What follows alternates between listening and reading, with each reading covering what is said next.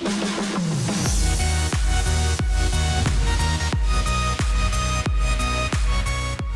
guys, this is the Studio Harris here, and today I'm going to be showing you a quick tutorial in Adobe Photoshop on how to create this effect here.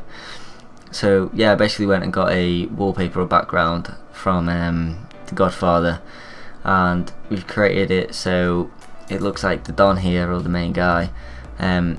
It kind of looks like he's walking outside of our circle. He's got his shoulders and his head, you know, outside, whilst the rest of the image in the background remains clipped inside the inside our shape. So yeah, we're going to go into Photoshop. I've worked the head and filed new and created a 1920 by 1080 pixels canvas.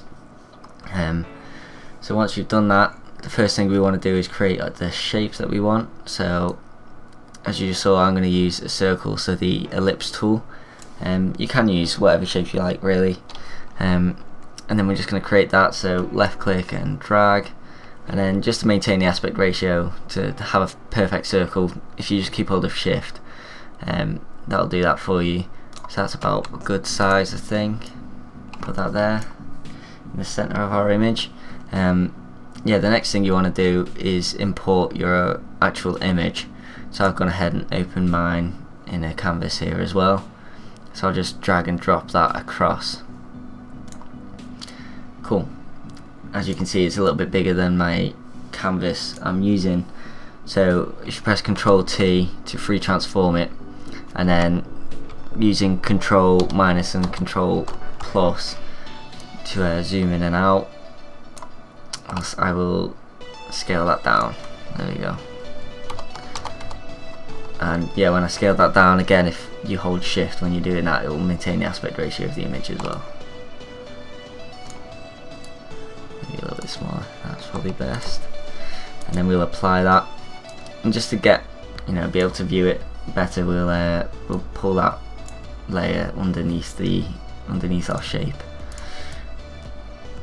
And again, to improve that even more, we'll take our shape and we'll lower the opacity to roughly 50 for now, just so we can see where our image is and you know, behind it.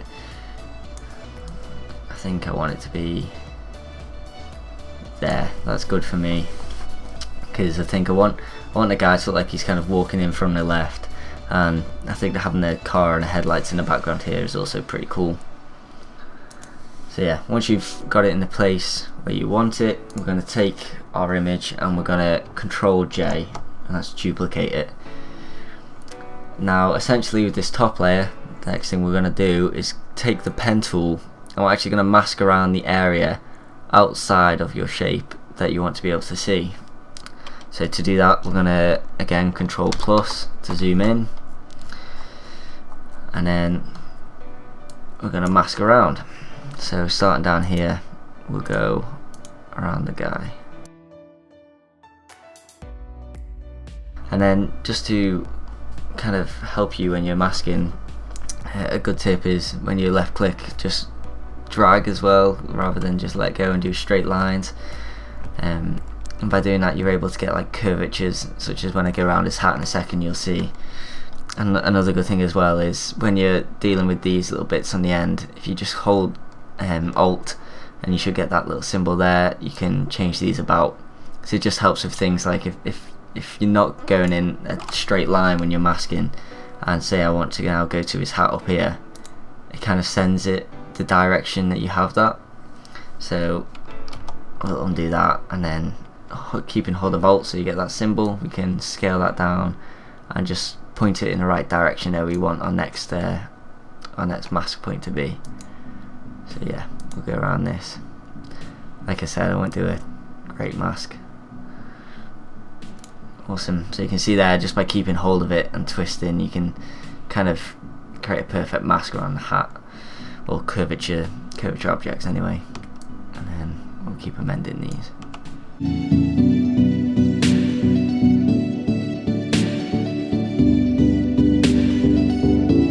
Alright, awesome.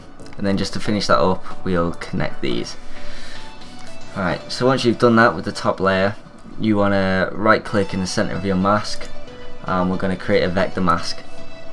Now essentially, if I hide the bottom layer now, all we've done is hidden all the image outside of the mask that we've just done. So you can probably see where this is heading already, because we'll just put this on as our top layer essentially. But yeah, that's how we've done it. And then a good thing about creating a layer mask rather than just, for example, getting a rubber and going around the whole outside of your image except for this bit, is that if you ever do want to edit it going forward, you can right click and disable vector mask, and then you can go ahead and, you know, you've still got the entire image at your disposal if you want to edit it further or edit it at a future point. But for now we'll keep that enabled. We can again now unhide our bottom layer, and we're going to drag, we can now put this up to 100%.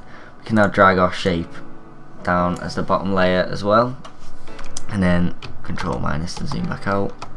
All we're going to want to do is with our image that hasn't got a mask on it, so the entire image, we're going to right click and create a clipping mask.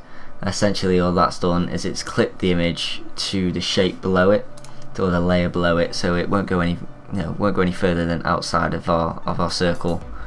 And by doing that, we've now got the top layer, which isn't clipped, as our outside area, and we've got the main image clipped within the circle.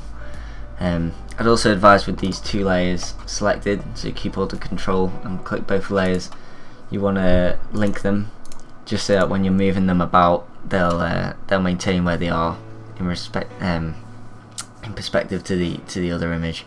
Otherwise, if you start moving the top half of the guy, and you know, you can lose the aspect ratio and stuff like that.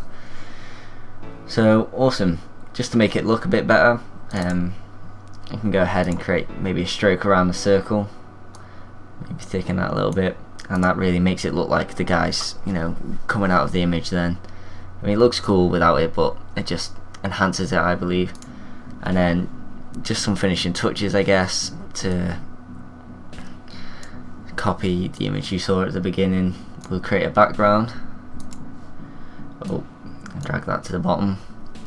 And then just to go with that Godfather feel, to make it a bit more Godfather-esque, we'll double click our background and create a satin effect as well. I've put the opacity of that at 50, and it just darkens the image, makes it a bit more, you know, well, just enhances it again. But yeah, that's the tutorial, guys. If it did help and you're able to use this, please give it a like and please subscribe to my channel, it'd be much appreciated. Yeah, thank you.